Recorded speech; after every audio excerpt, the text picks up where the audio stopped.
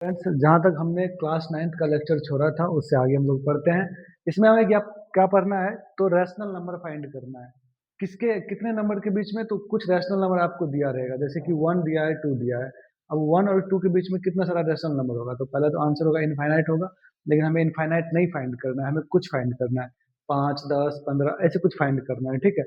तो ये टॉपिक लिखा हुआ है, to find some rational number between two given rational number, ठीक है। क्लास 11th का, सॉरी 9th का जो चैप्टर 1.1 है, कहने का मतलब उसका कुछ क्वेश्चन आप लोग बनाने में कामयाब हो गए।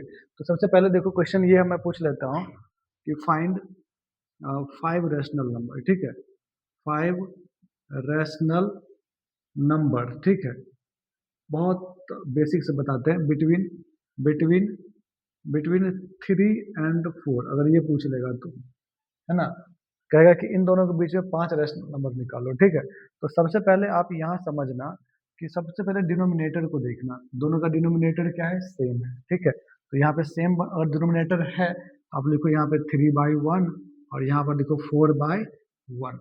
उसके बाद आप करोगे क्या, तो यहाँ पे 5 रैशनल नंबर निकालना है। कितना निकालना है, 5। जब 5 रैशनल नंबर निकालना है, तो आप क्या करोगे, ऊपर नीचे 6 से मल्टीप्लाई कर सकते हो, ठीक है। तो 6 से मल्टीप्लाई यहाँ भी कर दो और 6 से मल्टीप्लाई यहाँ भी कर दो, यहाँ भी कर दो, यहाँ एक ज़्यादा लेके मल्टीप्लाई करना है। जैसे 5 है तो ऊपर नीचे 6 से मल्टीप्लाई करना है। क्यों करना है, उसका कारण है, लेकिन फिलहाल आप ये समझो। अभी ये आ जाएगा कितना, बताओ, ये आ जाएगा 18/6। और ये कितना आ जाएगा, ये आएगा 24/6। अब इसके बीच में बताओ क्या आएगा, इसके बीच में आएगा 19/6। क्या आएगा बोलो, 19/6 आएगा, 20/6 आएगा, उसके बाद 21/6 आएगा, है ना। उसके बाद 22/6 आएगा, उसका 23/6 आएगा, 23/6 आएगा। तो बताओ काउंट करके कितना आ गया, तो 5। मतलब अगर आप एक ज़्यादा करके मल्टीप्लाई करते हो, तो आपको 5 रैशनल नंबर मिल जाता है। कुछ और क्वेश्चन भी देखते हैं इस टाइप का, ठीक है। पहले इसको समझ लो, ठीक है। अब देखो, मैं आप लोगों को उसका प्रूफ बताता हूँ। अभी जो मैंने पढ़ाया उसका आप प्रूफ समझ सकते हो, कि जैसे कि एन रैशनल नंबर लिखना है हमें, ए और बी के बीच में 2 रैशनल नंबर है, ए और बी, उसके बीच में एन रैशनल नंबर लिखना है, तो आप कैसे लिखोगे। तो सबसे पहले ये कॉन्सेप्ट समझो, ये है कि ये अर्थमेटिक मीन का कॉन्सेप्ट है। और अर्थमेटिक मीन क्या होता है, तो ये आप एपी में पढ़ोगे कि ये सारा नंबर क्या होता है, एपी में होता है। अगर आपको एपी थोड़ा बहुत आता होगा तो समझ में आएगा, और नहीं आता है तो ये समझ लो कि अगर डिफरेंस सेम आ, जैसे कि 2, 4, 6, 8, सबके बीच का गैप क्या है, सेम। अगर सबके बीच का गैप सेम होता है तो वो नंबर एपी में कहलाता है, ठीक है। तो इसका मतलब ये सारा एपी में, किसमें है, एपी में। और हमें ये नहीं पता है कि इसका डी कितना है, मतलब कितने का गैप है इस सबके बीच में। तो गैप निकालने का एक फॉर्मूला होता है, समझना। तो गैप निकालने का फॉर्मूला क्या होता है, बेसिक सेक्शन में समझो। जैसे मान लो यहाँ पे 2 है, 4 है, 6 है, 8 है, 10 है, और आपको मान लो कि इसमें से कोई मिसिंग है, जैसे कि मान लो ये सब मिसिंग है, लेकिन आपको अभी तो पता है कितने का गैप है, कितने का गैप है, 2 का गैप है। लेकिन आपको निकालना है गैप कितने का है। अब बीच में कुछ नंबर लिख दिया मैंने, 2, 4, 6, 8, है ना। हमने इतने नंबर लिख लिया बीच में, ये बीच में गैप है, कितने कितने का गैप है, 2 का गैप है, और बीच में कुछ नंबर्स हैं, और ये 2 है और ये 10 है, ठीक है। इसके बीच में कुछ नंबर्स है, लेकिन हमें पता नहीं नंबर क्या है। हमें ये भी नहीं पता कि कितने कितने का डिफरेंस है, लेकिन है ये एपी में। तो डिफरेंस निकालने का फॉर्मूला होता है, क्या होता है फॉर्मूला, तो आप क्या करो कि जो नंबर है उस नंबर का डिफरेंस निकालो, नंबर का डिफरेंस और उसके पोजीशन का डिफरेंस, दोनों का रेशियो ले लो। तो यहाँ पे देखो, नंबर का डिफरेंस निकालोगे तो आप कितना पाओगे, 8 पाओगे। इसका पोजीशन कौन सा है, 5th है, इसका पोजीशन कौन सा है, 1 है। तो 5th माइनस 1, बताओ 8/4 कितना आ रहा है, ये 2 आ रहा है। तो बताओ 2 का ही गैप था ना। तो अब हम सेम कंडीशन हम यहाँ पे लगाएंगे, है ना। सेम कंडीशन हम यहाँ पे यूज करेंगे। क्या यूज करेंगे, हमें नहीं पता कि कितने का गैप है, लेकिन हमें पहला पता है और आखिरी पता है, और बीच में कितना है वो पता है। तो बीच में कितना है, तो बीच में n है ना। बीच में कितना है, n है। तो बीच में जब n है तो हमें पता है कि अगर बीच में n है तो ये n से एक ज्यादा, और ये n से एक और ज्यादा, तो मतलब इसका पोजीशन पहला है, तो इसका पोजीशन क्या हो जाएगा, n+2th पोजीशन हो जाएगा, n+2th पोजीशन हो जाएगा, ठीक है। तो इतना मैंने समझा दिया, ये हमारा फर्स्ट टर्म हो गया, और ये कौन सा हो गया, n+2th टर्म हो गया। तो जैसे डी निकालने का हमने अभी बताया फॉर्मूला क्या होता है, कि लास्ट में से फर्स्ट का डिफरेंस और इसके पोजीशन का डिफरेंस निकाल के दोनों को डिवाइड करेंगे तो वो रेशियो मिलेगा। तो अब यहाँ से डी कैसे निकलेगा, तो आपको लास्ट पता है बी है, चलो बी लिखो, बी में से फर्स्ट को माइनस करो तो ये बी माइनस ए आएगा। अब पोजीशन का डिफरेंस देखो, ये इसका पोजीशन कौन सा है, n+2 है, n+2, इसका पोजीशन -1 है। यहाँ से क्या आ गया, b minus a bye n+1। तो ये हमारा क्या आ गया, d आ गया।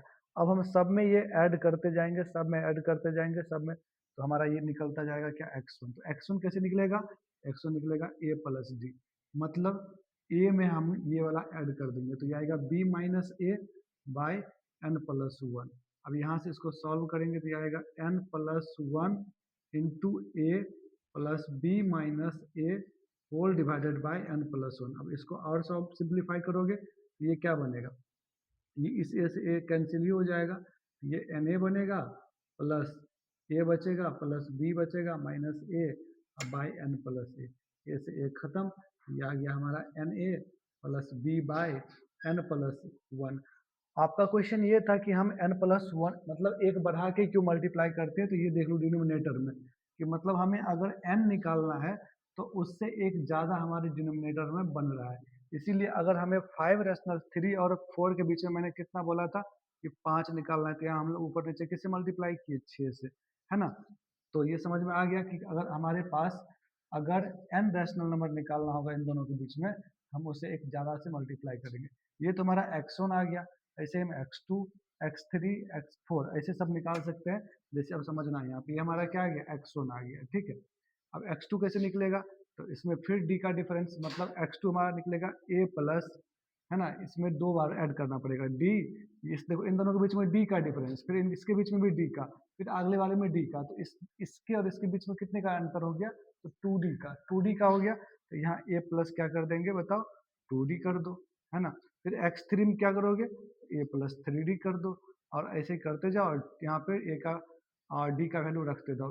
2 इंटू डी का वैल्यू क्या है, डी का वैल्यू ये है b minus a bye n+1, ऐसे रखते जाएंगे तो हमारा क्या हो जाएगा, सारा जितना भी रैशनल नंबर है सब निकल जाएगा। ये n रैशनल नंबर निकालने का ये प्रूफ है, ठीक है।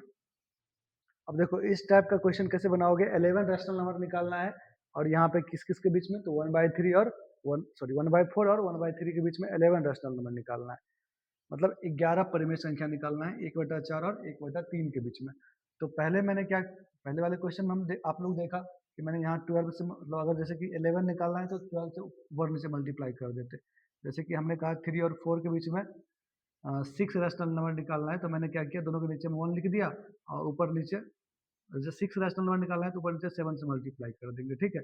तो वहाँ पे कंडीशन क्या था, वहाँ पे दोनों का देखो, ये दोनों का डिनोमिनेटर क्या था, 1 था, लेकिन क्या यहाँ पे दोनों का डिनोमिनेटर जो है दोनों का हर 1 है, नहीं है। यहाँ दोनों का डिनोमिनेटर क्या है, अलग है। तो पहले अपना सब इन दोनों को सेम बनाएंगे, तो सेम कैसे बनाएंगे, इन दोनों का एलसीएम लेंगे, इन दोनों का एलसीएम कितना आ रहा है, 12 आ रहा है, मतलब इसको भी 12 बनाएंगे, इसको भी 12 बनाएंगे। डायरेक्ट डायरेक्ट यहाँ अगर 12 से मल्टीप्लाई कर दोगे तो आंसर नहीं मिलेगा, ठीक है। तो पहले क्या करना है, पहले इन दोनों को सेम बनाना है। जैसे इस वाले क्वेश्चन में क्या था, कुछ नहीं था, 1 था ही, तो सेम था ही, तो इसीलिए हम डायरेक्ट मल्टीप्लाई कर दिए तो आंसर आ गया। लेकिन यहाँ पे सेम बनाना पड़ेगा, तो ऊपर नीचे हम लोग क्या करते हैं, पहले यहाँ 3 से मल्टीप्लाई करते हैं और यहाँ 4 से मल्टीप्लाई करते हैं। ऊपर नीचे किससे मल्टीप्लाई करते हो, 4 से, ये आ जाएगा 3/12 और ये आएगा 4/12। ये हमारा बन गया, दोनों का डिनोमिनेटर सेम बन गया। अब हमें 11 रैशनल नंबर चाहिए, तो किससे मल्टीप्लाई होगा, एक ज़्यादा, 12 से, मतलब यहाँ भी हमें 12 से मल्टीप्लाई करना पड़ेगा और यहाँ भी 12 से मल्टीप्लाई करेगा, तो जो मल्टीप्लाई करना पड़ेगा तो ऊपर नीचे मल्टीप्लाई करना पड़ता है। तो 3 × 12/12 × 12, फिर यहाँ पे 4 × 12, फिर 12 × 12, तो मतलब फाइनली ये हमारा कितना आएगा, ये आएगा 36/144, और ये कितना आएगा, 48/144, है ना। अब इसके बीच हमें 11 रैशनल नंबर निकालना है, तो बताओ क्या आएगा, इसके बाद आएगा 37/144, यहाँ मैं लिख देता हूँ, यहाँ पे क्या आएगा, 30 से एक बढ़ा दो, 37/144, उसके बाद 38, है ना, ऐसे लिखते जाएंगे।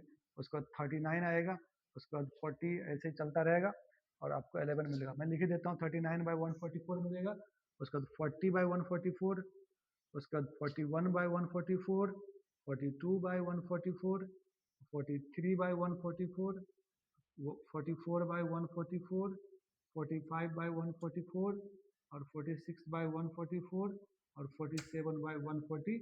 48 तुम्हें लिखना नहीं है, अब काउंट करके देखो ये 11 ही होगा, 1 2 3 4 5 6 7 8 9 10 11, ठीक है।